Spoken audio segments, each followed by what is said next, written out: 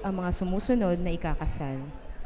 Limuel L. Alvero, anak ni Saldi A. Alvero at Melanie V. Leovero ng Barangay Duale, Limay, Bataan, ikakasal kay Queenie L. Ramos, anak ni Antonio R. Ramos at Sweet Lailani A. Lojero ng Barangay Ipag, Mariveles, Bataan. Nais magkamit ng santo matrimonyo sa ika-3 ng Mayo, taong kasalukuyan, sa Diocesan Shrine and Parish of St. Nicholas of Tolentine, Mariveles, Bataan. Valan Joseph B. Velasco, anak ni Ingracio V. Velasco at Mary Lumen V. Bernardo ng Alangan, Limay, Bataan, ikakasal kay Mary Gretchen V. Asuncion, anak ni Edgar C. Asuncion at Teresita B. Viernes ng Banquet Abra. Nais magkamit ng santo matrimonyo sa ika-31 ng Mayo, taong kasalukuyan, sa St. Dominic de Guzman Parish, Abukay, Bataan.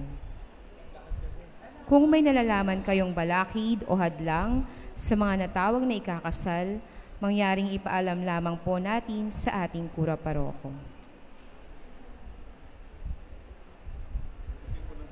Panalangin ng bayan, upang ang mga tanging kahilingan mula sa mga pamilya at ating mga kapatid na sina Erlinda Climacoso, Christian Victor Mones, Jairel San Miguel, Wilma Aquino, Estela Manansala, Katri Ann Gatus, Ramon Fernandez, Angel Mangkol, Richter John Ejosa, Maricon Arsenio, Rosalie Hernandez, Michael Hernandez, Dirk Samuel Gomez, Janela Yanga, Jeanette Jaime, Sally Namuco, Cesar Andrade Jr., Joy Aldana Salvador, Mercy Pagador, Marisa Fernandez, Anzi Charles, at Arnel Hernandez ay gawaran ng katuparan ng Diyos kung ito ay ayon sa kanyang banal na kalooban. Upang ang panalangin ng pasasalamat mula sa mga pamilya at ang ating mga kapatid na sina Noel at Letty Pagyo, Marilu at Elmer Banal, Dominic at Cynthia Pagyo, Attorney Emiliano at Mary Palmer, Carmelito at Rosalina Chan, Nelson at Shaira Pauline Ripolio, Dr. Darwin at Pamela Oandasan, Tristan Paul Rosario, Mordain Glico, Siratko at Madonna Santos, Dr. Rolando Mina, Ramon Ang, Alice Turgo, Benji at Grace Silo, Edith Tumanggil, Princess Tumanggil, Christine Gatbonton, Mother Butler Mission Guild, Jomil Bacarisas, Bert at Ludi Bacarisas,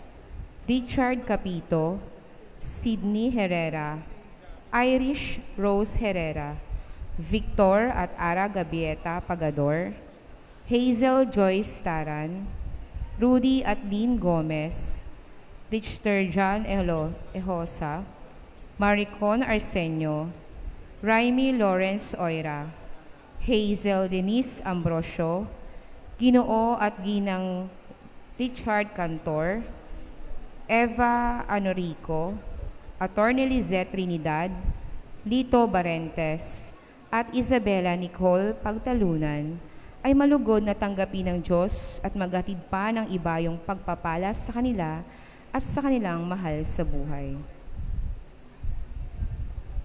Upang ang mga kapatid na tinayumao, lalong higit sina Merly Gaho, Elena Puso, Marcelo Buan, Teodoro Pomer Sr., Alex Cruz, Ernesto Escriba, Father Paul Sahagun, Lydia Reyes, Ignacio Reyes Sr., Marcelo Buan, Veronica Buan, Francisca Cruz, June Barantes, Ernesto Bolivar, Sisenio at Lorena Rosales, Ani Tuwason, Jesus Alvis, Juan Jimenez, Potenciano Nunez, Lucas Cruz, Wilfredo Juco, Juan Jimenez, Joel Bacarisas, Joey Bacarisas, Marvin Pugay, Divina Santos, Nomilon Barantes, Priscilla Francisco, Berlito Bolivar, Adelmo Cruz, Jan Angelo Sanggalang, Patricio Valencia, Pedro de la Cruz, Paz Guansing, Lourdes Larena, Rogelio Moreno, Irma Oira, Benigno Jimenez, Cheska Benitez, Gelasio Cruz, Priscilla Barantes, Trinidad Bolivar, at Mary Jane Serrano. At ang mga kaluwas sa purgatorio, sila nawa ay tanggapin ng Diyos sa kanilang maluwalhating kaharian, kapiling ng mga anghel at ng mga banal.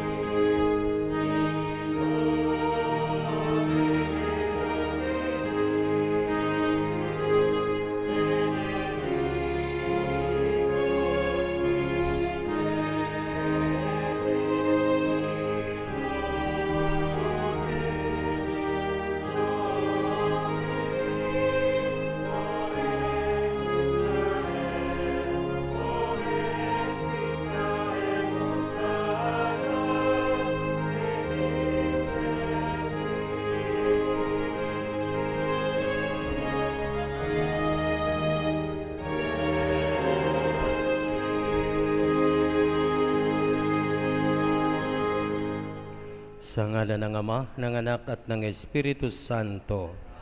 Sumainyo ang Panginoon.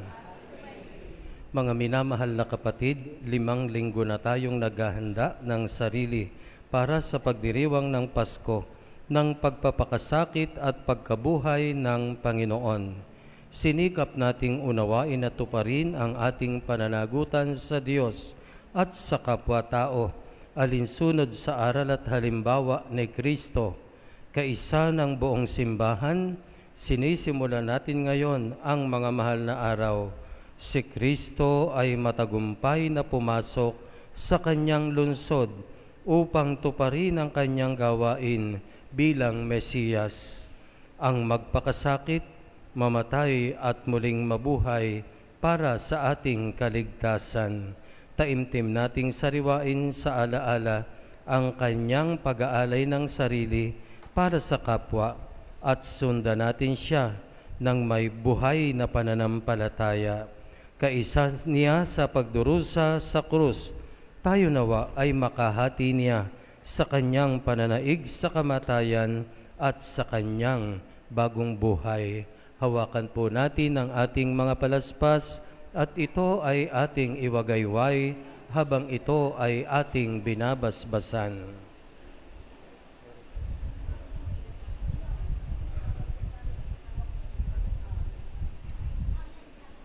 Manalangin tayo.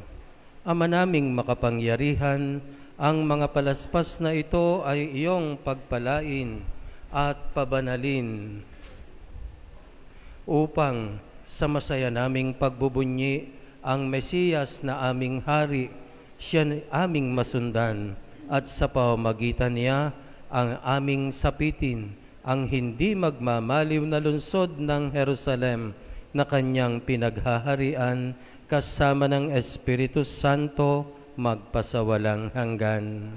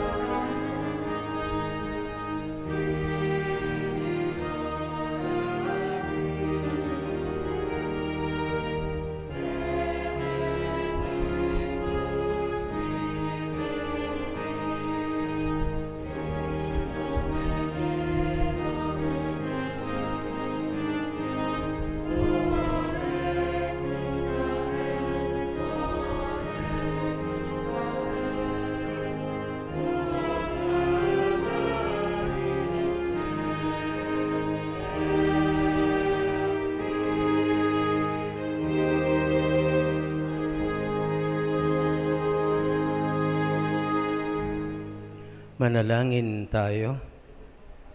Ama naming makapangyarihan, ginawa mong halimbawang dapat tularan ang pagtagapagligtas naming naging diiba sa amin, para ang krus namin ay akuin.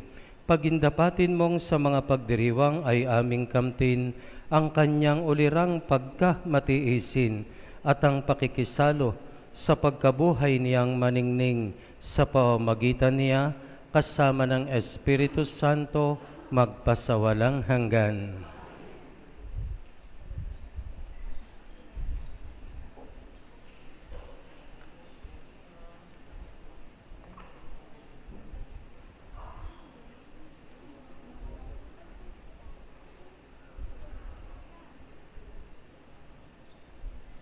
Pagbasa mula sa aklat ni Propeta Isaías. Ang makapangyarihang Panginoon ang nagturo sa akin ng sasabihin ko para tulungan ang mahihina. Tuwing umagay, kanyang binubuksan ang aking pandinig. Nananabik akong malaman kung ano ang ituturo niya sa akin. Binigyan niya ako ng pangunawa. Hindi ako naghimagsik ni tumalikod sa kanya. Hindi ako tumutol nang bugbugin nila ako. Hindi ako kumibo nang ako'y kanilang insultuhin. Pinabayaan ko silang bunutin ang buhok ko't balbas. Gayon din ang lurhan nila ako sa mukha. Ang mga pagdustang ginawa nila'y di ko pinapansin, pagkat ang makapangyarihang Panginoon ang tumutulong sa akin. Handa akong magtiis na sampaling parang bato, pagkat aking batid na ang sarili ko'y di mapapahiya. Ang salita ng Diyos.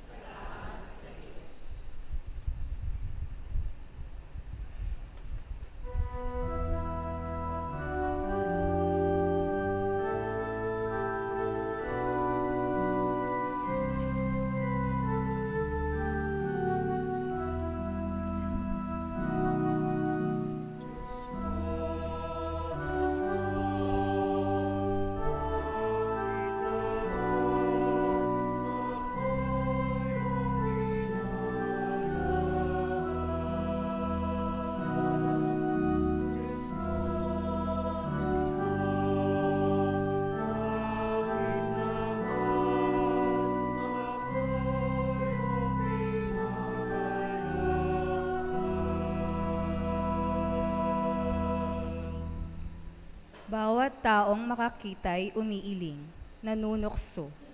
Palibak na nagtatawa't sinasabi ang ganito. Nagtiwala siya sa Diyos, ngunit hindi siya pansin. Kung talagang minamahal, bakit hindi intindihin?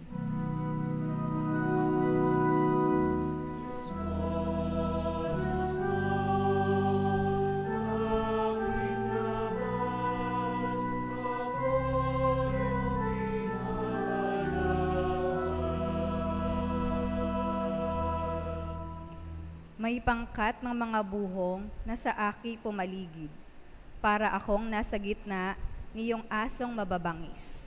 Mga kamay ko at paay butas sa pakong matulis. Ang buto ng katawan ko ay mabibilang sa masid.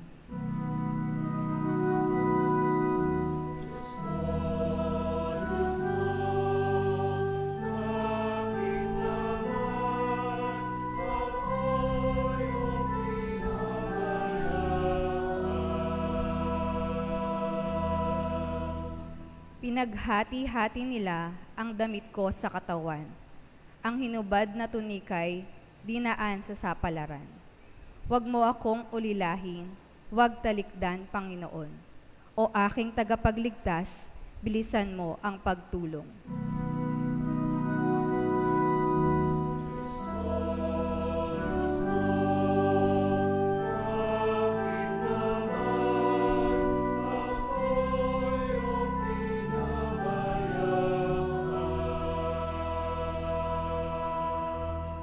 Ang lahat ng ginawa mo'y ihahayag ko sa lahat. Sa gitna ng kapulungay, pupurihin kitang ganap. Purihin ang Panginoon ng lahat ng kanyang lingkod. Siya'y iyong dakilain, kayong angkan ni Jacob. Ikaw, bayan ng Israel, ay sumamba at maglingkod.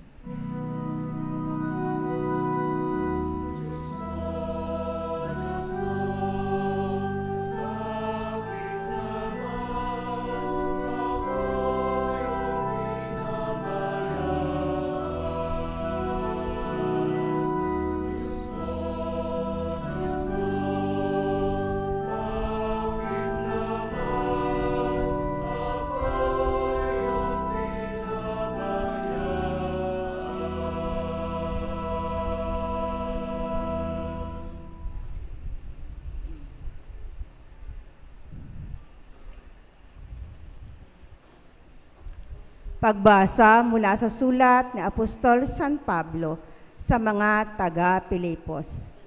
Si Kristo Jesus, bagamat siya'y Diyos, ay hindi nagpumilit na manatiling kapantay ng Diyos. Bagkus, hinubad niya ang lahat ng katangian ng pagka-Diyos. Nagkatawang tao at namuhay na isang alipin. Nang maging tao, siya'y nagpakababa at naging masunurin hanggang kamatayan. Oo, hanggang kamatayan sa krus. Kaya naman, siya'y itinampok ng Diyos at binigyan ng pangalang higit sa lahat ng pangalan. Ano pat ang lahat ng nilalang na nasa langit, nasa lupa, at nasa ilalim ng lupa ay maninikluhod at sasamba sa Kanya. At ipapahayag ng lahat na si Hesukristo ang Panginoon sa ikrarangal ng Diyos Ama. Ang salita ng Diyos.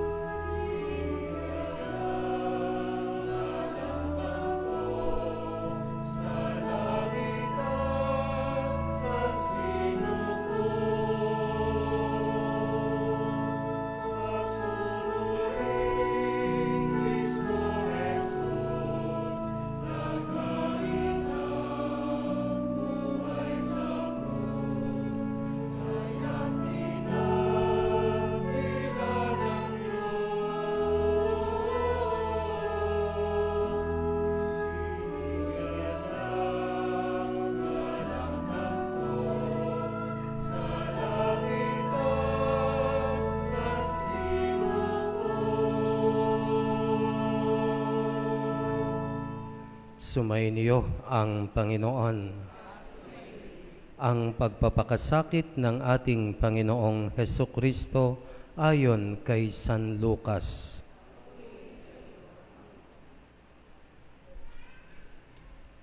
Noong panahong iyon, tumindig ang matatanda ng bayan, ang mga punong saserdote at ang mga eskriba. Dinala nila si Jesus kay Pilato.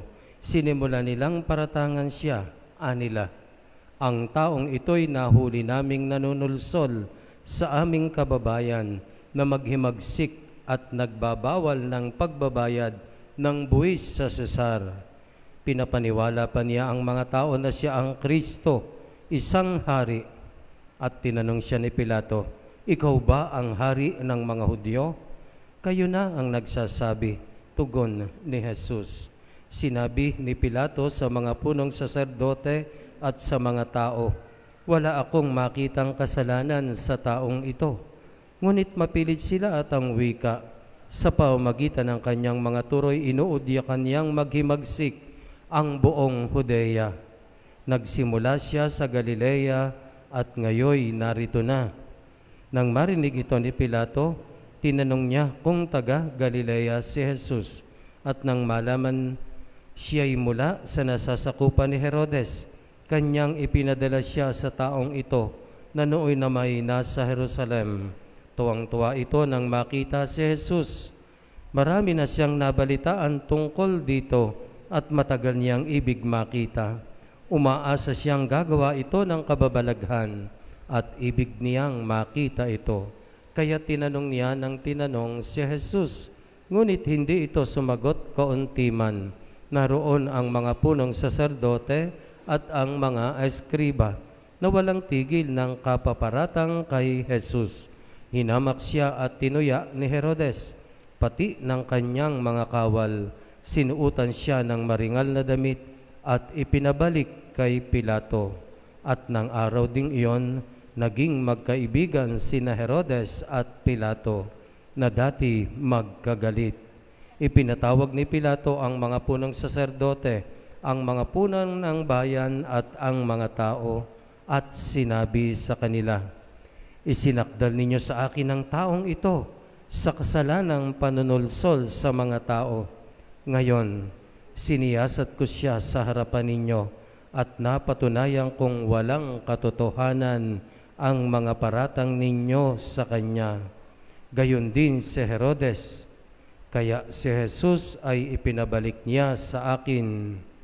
Hindi siya dapat hatulan ng kamatayan, wala siyang kasalanan. Kaya't ipapahagupit ko lamang siya, saka palalayain." Tuwing Paskwa, kinakailangang magpalaya si Pilato ng isang bilanggo para sa kanila. Subalit sabay-sabay na sumigaw ang madla, "Patayin ang taong iyan, patpalayain si Barabas." Nabilanggo si Barabas dahil sa paghihimagsik na nangyari sa lungsod at dahil sa pagpatay. Minsan pang nagsalita sa kanila si Pilato sa pagnanais na mapalaya si Jesus. Ngunit sumigaw ang mga tao, "Ipako sa krus! Ipako sa krus!" Ikatlong ulit na sinabi sa kanila ni Pilato, "Bakit?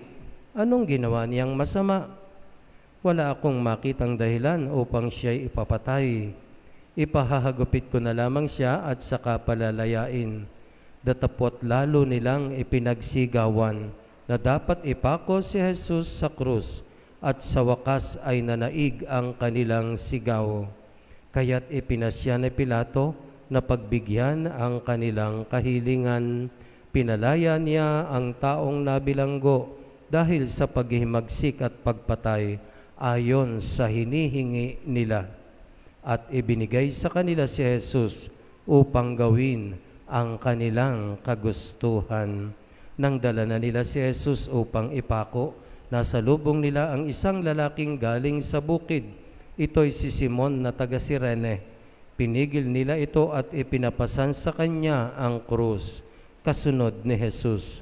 Sinusundan si Jesus ng maraming tao, kabilang ang mga babaeng nananaghoy at nananambitan dahil sa kanya. Nilingon sila ni Jesus at sinabi sa kanila, "Mga kababaihan ng Jerusalem, huwag ninyo akong tangisan. Ang tangisan ninyo'y ang inyong sarili at ang inyong mga anak. Tandaan ninyo, darating ang mga araw na sasabihin nila, mapalad ang mga baog, ang mga sinapupunang hindi nagdadalang tao, at ang mga dibdib na hindi nagpasuso. Sa araw na ito'y sasabihin ng mga tao sa bundok, gumuho kayo sa amin, at sa mga burol, tabunan ninyo kami, sapagkat kung ganito ang ginagawa sa kahoy na sariwa, ano naman ang gagawin sa tuyo?" May dinala pa silang 2 salarin upang patayin kasama ni Jesus. Nang dumating sila sa dakong tinatawag na bungo, ipinako nila sa krus si Jesus. Ipinako rin ang 2 salarin, isa sa gawing kanan at isa sa gawing kaliwa. Sinabi ni Jesus, "Ama, patawarin mo sila sapagkat hindi nila nalalaman ang kanilang ginagawa." At nagsapalaran sila upang malaman kung alin sa kanyang kasuotan ang mapupunta sa isa't isa. Ang mga tao'y nakatayo roon at nanonood. Nililibak naman siya ng mga pinuno ng bayan. Anila, iniligtas niya ang iba. Iligtas niya man na niya ngayon ang kanyang sarili. Kung siya nga ang Mesiyas, ang hinirang ng Diyos. Nilibak din siya ng mga kawal, nilapitan at inalok ng maasim na alak. Sinabi nila, "Kung ikaw ang hari ng mga Hudyo, itiligtas mo ang iyong sarili." At nakasulat sa ulanan niya sa wikang Griego, Latin at Hebreo, "Ito ang hari ng mga Hudyo." Tinuya siya ng isa sa mga salaring nakabitin at ang sabi, "Ikaw ba ang Mesiyas? Iligtas mo ang iyong sarili, pati na kami." Ngunit pinagsabihan siya ng kanyang kasama, "Hindi ka ba natatakot sa Diyos? Ikaw may pinarurusahang tulad niya. Matuwid lamang na tayo'y parusahan ng ganito. dahil sa ating mga ginawa. Ngunit ang taong ito'y walang ginawang masama. At sinabi niya, Jesus, alalahanin mo ako kapag naghahari ka na. Sumagot si Jesus, sinasabi ko sa iyo, ngayon di isasama kita sa paraiso. Nang mag-iikalabindalawa ng tanghali, nagdilim sa buong lupain hanggang sa 3 ng hapon. Nawala ng liwanag ang araw, at ang tabing ng templo'y napunit sa gitna. Sumigaw ng malakas si Jesus, Ama, sa kamay mo'y ipinagtatagubilin ko ang aking espiritu. At pagkasabi nito, nalagot ang kanyang hininga. Lumuhod po tayo.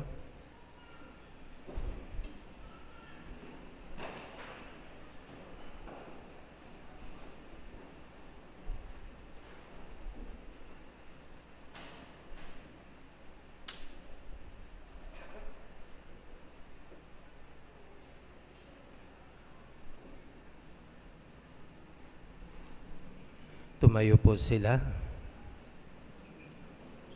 Nang makita ng kapitan ang nangyari, siya'y nagpuri sa Diyos. Tunay ngang matuwid ang taong ito, sabi niya. Ang nangyaring ito'y nakita ng lahat ng taong nagkakatipon at nagmamasid, at umuwi silang dinadagukan ng kanilang dibdib. Nakatayo naman sa di kalayuan ang mga kaibigan ni Jesus, pati ang mga babaeng sumunod sa kanya mula sa Galilea, at nakita rin nila ang mga bagay na ito. Ang mabuting balita ng Panginoon.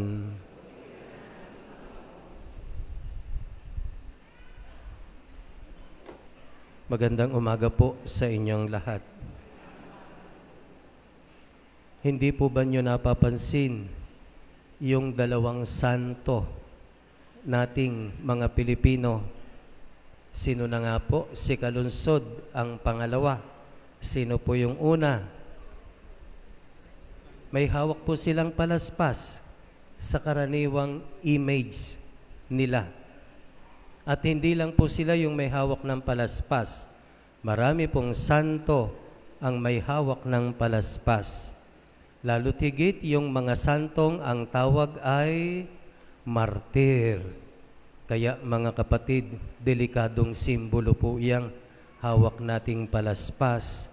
Ibig sabihin niyan, handa ka ring magpakasakit. Ibig sabihin po niyan, handa ka ring maging martir.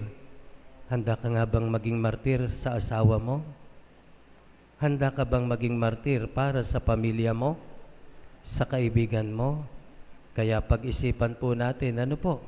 Yan po yung kahulugan kung bakit natin hawak yan. Kasi baka nagis na lang natin nung bata tayo, basta palaspas. O di po ba? Pero may kahulugan po yan. Kaya nga ang tawag po sa linggong ito, matagumpay na pagpasok sa Jerusalem. Ito po yung madalas na itawag sa nangyari sa unang araw ng Semana Santa. Pero parang kabalintunaan, di po ba? Paano magiging tagumpay kung ang kinahinatnan pagdurusa at kamatayan sa krus? Marahil talagang iba ang pangunawa ng mundo sa pag-unawa na dala ni Kristo. Kasi sa mundo, yung tagumpay laging ascending. Kaya nga sa ating lipunan may tinatawag na corporate ladder. Ladder, hagdan. Di ba kapag nagtatagumpay ka, pataas, napopromote, tumataas ang sweldo. Pero kapag hindi tagumpay, descending, pababa. At ito yung ibig sabihin ng tagumpay kay Jesus. At ito ang pagtatanghal sa krus. Pero higit sa lahat, mga kapatid, ibig sabihin kasi yung tagumpay na tinutukoy ni Kristo, muling pagkabuhay. Ang mga Hudyo, ang inaasahan po isang tulad ni David, isang dakilang mandirigma, warrior, political warrior.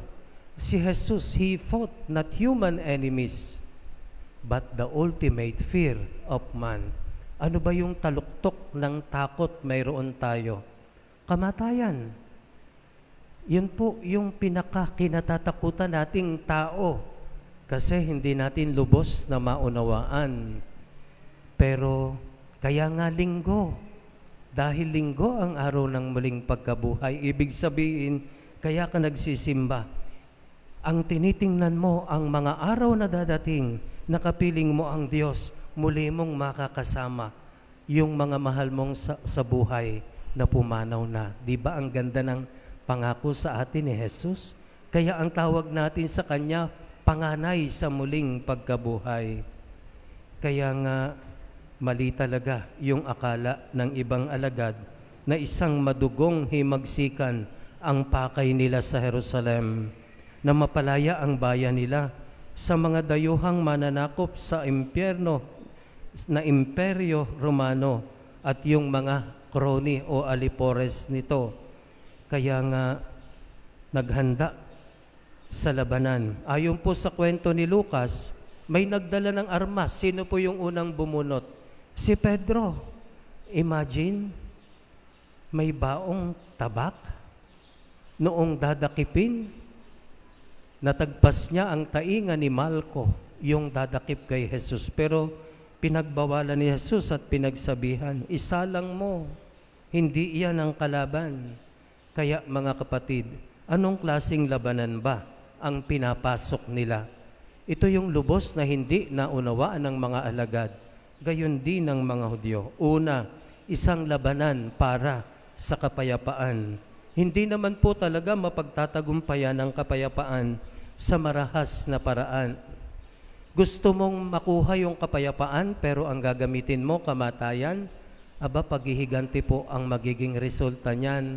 Maraming matutuwa hanggat hindi naaapektuhan ang sarili mong pamilya. Pero kapag naapektuhan na, magagalit ka na rin. Kung kapayapaan ang hangad mo, kapayapaan din ang sandata mo. Kaya nga po, palaspas ang dala nila, hindi espada. Asno ang sinakyan at hindi kabayong pandigma. Kaya nga, maging tulad ng isang bata at hindi mandirigma. Kaya ang kalayaang ipinaglalaban ay kalayaan sa kasalanan, kalayaan sa pagka-makasarili. Ikalawa, ang kalaban sa labanan ni Kristo, hindi tao, hindi kapwa-tao, kundi ang diablo. Hindi kalaban para kay Kristo ang mga Romano, ang mga Saduceo, ang mga Pariseo, ang mga sundalo ni Pilato at Herodes. Ang kalaban po si Satanas. Napakahusay lumusob, nagtatagumpay sa maraming pagkakataon na para bagang hindi siya totoo. Paiirali na tutuksuhin ang ating pagka-makasarili. Unahin mo ang sarili mo. Ikaw kaya ang nagpapakahirap, di ba? Bakit gagawin mong kawawa ang sarili mo? Ganyan ang pag-udyok ni Satanas. Pero sa karanasan, mas makakamtan mo yung tunay na kaligayahan kapag nagiging sanhi ka ng kaligayahan ng mga taong minamahal mo. Kaya nga, mga kapatid, napakagaling ni Satanas. Napakagaling magpababa ng pagkatao. Ang labanan, wala na sa loob ay wala na sa labas, kundi nasa loob. Kaya nga, hindi yung pumapasok, yung nagpaparumi sa iyo. Ano po, tandaan natin yan. Basahin po natin sa Levitico, sa Deuteronomio, hindi lang po dugo ang bawal. Napakarami kayang bawal. Kahit yung paa ng manok, bawal. Basahin po ninyo at marami pang iba. Pati spare parts, bawal. Pero ibinebenta yan. Yung Adidas, iniihaw pa. Gabi-gabi may makikita ka dyan Spare parts, madalang na po. Binabawal na Yun yung paa ng aso. Pero dati-rati sa Baguio, ay nako, wagas. Iniihaw din yan. Kaya nga, nasa loob, inuudyukan tayo ni Satanas na pababain at mag-asal hayop. tinuturoan tayo ni Kristo na magpakatao. Kung ilalaban natin ang pagpapakatao, malasakit sa mahihina ang iiral. Hindi po ito usapin ng palakasan o ng matira ang matibay. Yung mata sa mata, ngipin sa ngipin, aba, walang hanggang paghihigantihan. Mas malakas po tayo kapag ipinagtatanggol natin ang mga mahihina. Mas malakas tayo, hindi kapag handang pumatay, kundi kapag handang mamatay upang magbigay buhay. Kung ganito sana yung nangyayari, buhay manay, langit na rin. Ikatlo, ang labanan ni Kristo ay para sa kalayaan. Kalayaan sa anumang umaalipin sa atin. Ngayon, talagang maririnig mo yung kalayaan, yung magagawa mo kung ano ang gusto mo. Kaya nakakagulat, sa ibang lahi, hindi pa daw alam ang kasarian. Kaya kalayaan mo kung piliin kung babae ka o lalaki. Yan po yung nangyayari ngayon. Kaya nga, ang tunay na alipin ay yung mga taong kontrolado ni Satanas. Parang robot ng Diablo, sunod-sunuran sa gusto niya. Ang tunay na malaya sumusunod sa kalooban ng Diyos. Dahil kalooban niya na tayo'y maging katulad niya. Yung matutong umibig, yung natutong magmahal, yung natutong mag-alay ng sarili, hindi maging makasarili, matutong magbigay buhay. Kaya ang kalayaang hangad niya ay kalayaan sa kasalanan upang mabuhay tayo bilang mga anak ng Diyos. Kaya mga kapatid, halina at makipaglakbay kay Kristo. Lumaban, huwag matakot. Maikli lang po ang buhay. Huwag mo nang intayin na mahina ka, na darating at darating naman yan Sa ayaw po natin at sa gusto, makikita natin ang tunay na mahalaga paglapit natin sa kamatayan. Ang tukso kasi kapag malakas pa tayo, akala mo walang katapusan ng lahat Nalilimutan natin yung pagsisisi nasa huli. Kaya mga kapatid, halina at makibahagi sa kanyang tagumpay, ang tagumpay ng pag-aalay ng buhay. Amen. Tumayo po tayo at ipahayag ang ating pananampalataya. Sumasampalataya ako sa Diyos Amang makapangyarihan sa lahat.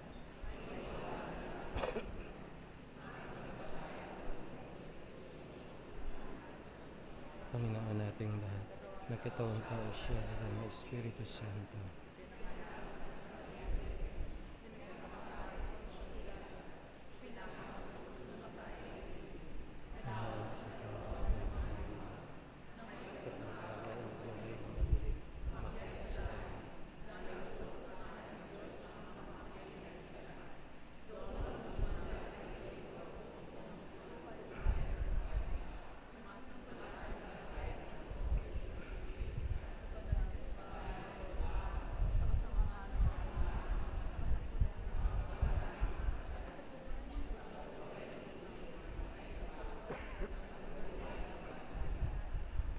Ama, naririto kami sa iyong harap upang makibahagi sa mapagligtas na pagpapakasakit ni Kristo at gayon din sa mga pagpapala ng muli niyang pagkabuhay.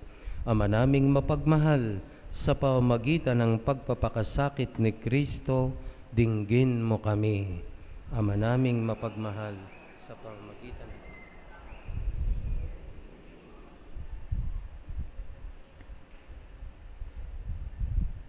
maging buhay na saksi nawa ang simbahan ng Kristong nakapako sa krus sa gitna ng kahirapan, sakit, pagdurusa at pagkamuhi. Manalangin tayo.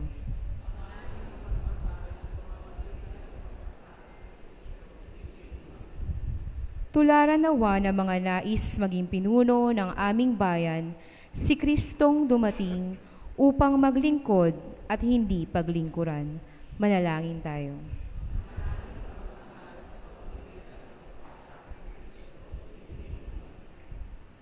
Matupad nawa ang programang Alay Kapwa na ang hangarin nitong tulungan ang mga nangangailangan. Manalangin tayo.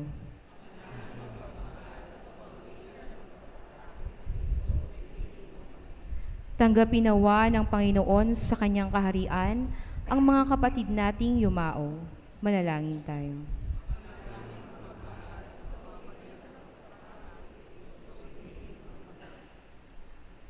Taimtim po nating idalangin ang ating mga natatanging kahilingan.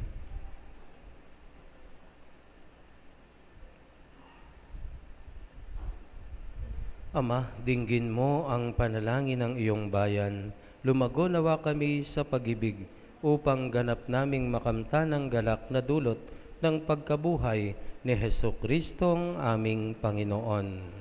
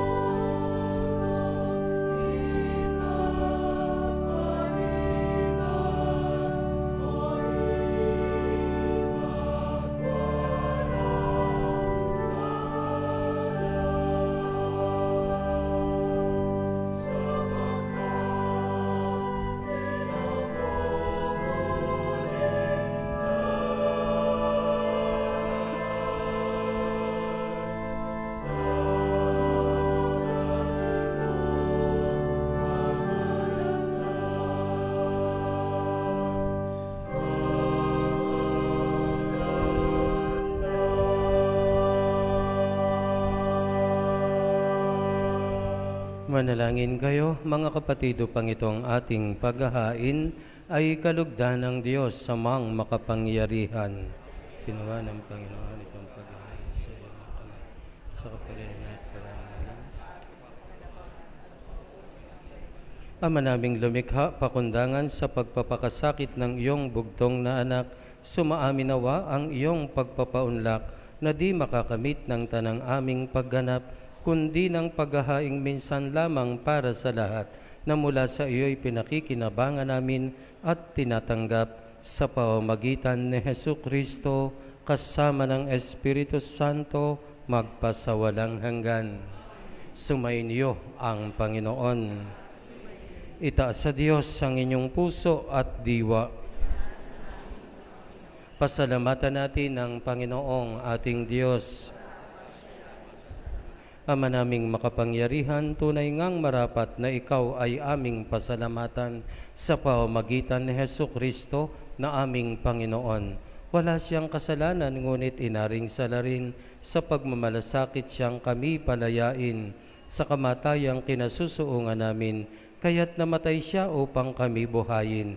Kaya kaisa ng mga anghel na nagsisiawit ng papuri sa iyo nang walang humpay sa kalangitan, kami nagbubunyi sa iyong kadakilaan.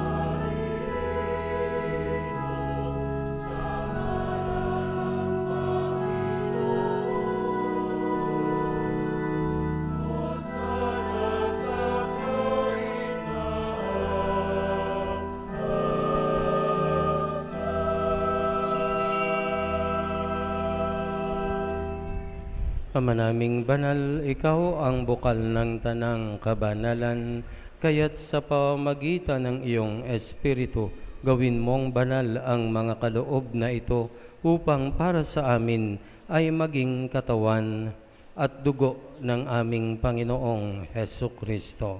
Bago niya pinagtiis ang kusang loob na maging handog, hinawakan niya ang tinapay, pinasalamatan kaniya, pinaghati-hati niya iyon, iniabot sa kanyang mga alagad at sinabi, tanggapin ninyong lahat ito at kanin, ito ang aking katawan na ihahandog para sa inyo.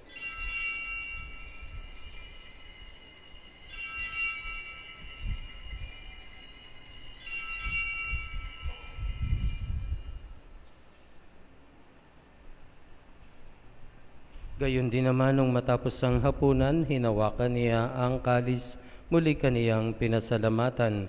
Iniabot niya ang kalis sa kanyang mga alagad at sinabi, tanggapin ninyong lahat ito at inumin, ito ang kalis ng aking dugo, ng bago at walang hanggang tipan, ang aking dugo na ibubuhos para sa inyo at para sa lahat sa ikapagpapatawad ng mga kasalanan. Gawin ninyo ito sa pag-alaala sa akin.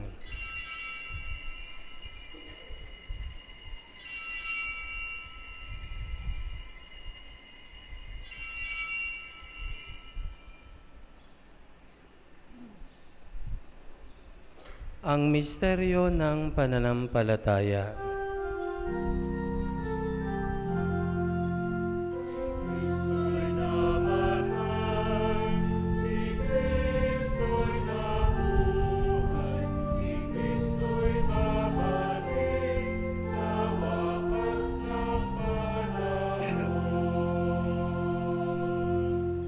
Ama, ginagawa namin ngayon ang pag-alala sa pagkamatay at muling pagkabuhay ng iyong anak. Kaya tiniaalay namin sa iyo ang tinapay na nagbibigay buhay at ang kalis na nagkakaloob ng kaligtasan. Kami nagpapasalamat dahil kami iyong minarapat na tumayo sa harap mo para maglingkod sa iyo. Isinasamo namin kaming magsasalo-salo sa katawan at dugo ni Kristo ay mabuklod sa pagkakaisa sa pamamagitan ng Espiritu Santo. Ama, lingapin mo ang iyong simbahang laganap sa buong daigdig. Puspusin mo kami sa pag-ibig, kaisa ni Francisco ang aming Santo Papa, si Rufino ang aming obispo at ng Tanang Kaparian. Alalahanin mo rin ang mga kapatid naming nahimlay nang may pag-asang sila'y muling mabubuhay. Gayon din ang lahat ng mga pumanaw. Kaawaan mo sila at patuloyin sa iyong kaliwanagan. Kaawaan mo at pagindapatin kaming lahat na makasalo sa iyong buhay na walang wakas kaisa ng mahal na Birheng Maria na ina ng Diyos, ni San Jose, ang kanyang esposo, kaisa ng mga apostol at ng lahat ng mga banal na namuhay dito sa daigdig, ng kalugod-lugod sa iyo, maipagdiwang nawa namin ang pagpupuri sa ikararangal mo sa pamamagitan ng iyong anak na aming Panginoong Hesukristo. Sa pamamagitan ni Kristo, kasama niya at sa Kaniya, ang lahat ng parangal at papuri ay sa iyo, Diyos amang makapangyarihan, kasama ng Espiritu Santo, magpasawalang hanggan.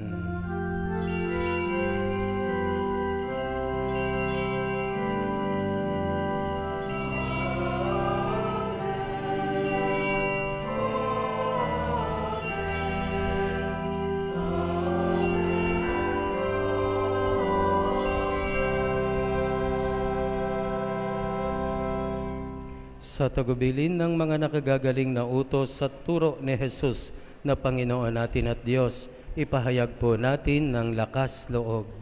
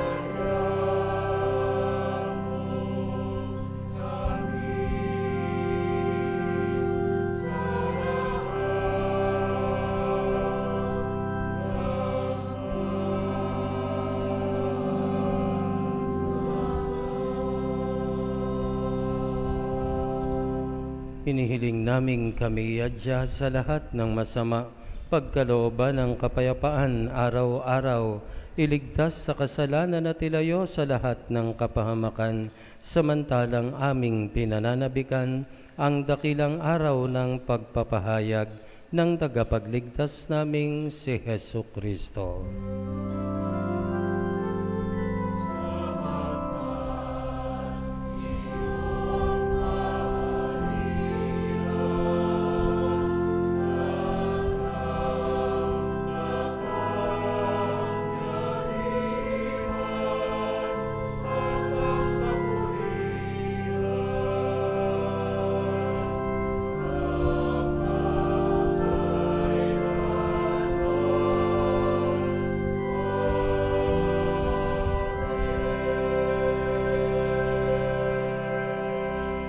Panginoong Hesukristo, sinabi mo sa iyong mga apostol, kapayapaan ang iniiwan ko sa inyo, ang aking kapayapaan ang ibinibigay ko sa inyo. Tunghayan mo ang aming pananampalataya at huwag ang aming mga pagkakasala. Pagkalooban mo kami ng kapayapaan at pagkakaisa, ayon sa iyong kalooban, kasama ng Espiritu Santo, magpasawalang hanggan. Ang kapayapaan ng Panginoon ay laging sumainyo.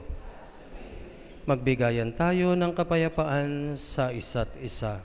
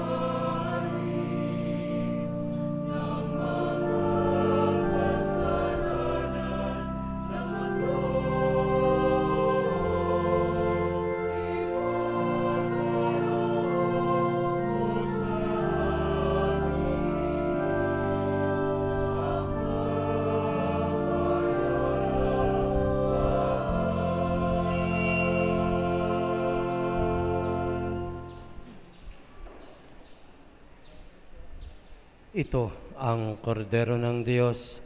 Ito ang nag-aalis ng mga kasalanan ng sanlibutan. Mapalad tayong inaanyayahan sa kaniyang piging. Panginoon, Diyos ko.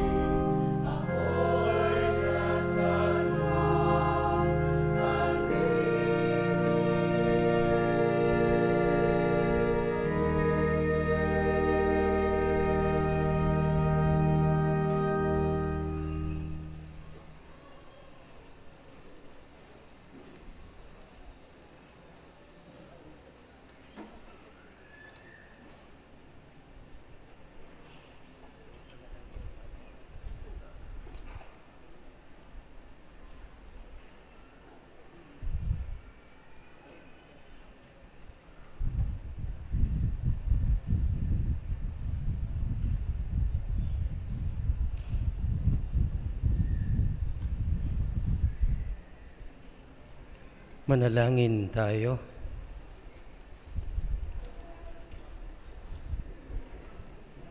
Ama naming mapagmahal, dalawin mo ang iyong sambayanan at tunghayan mo ang aming kaloobang nakaalaan upang ang mga misteryo ng hapis at luwalhati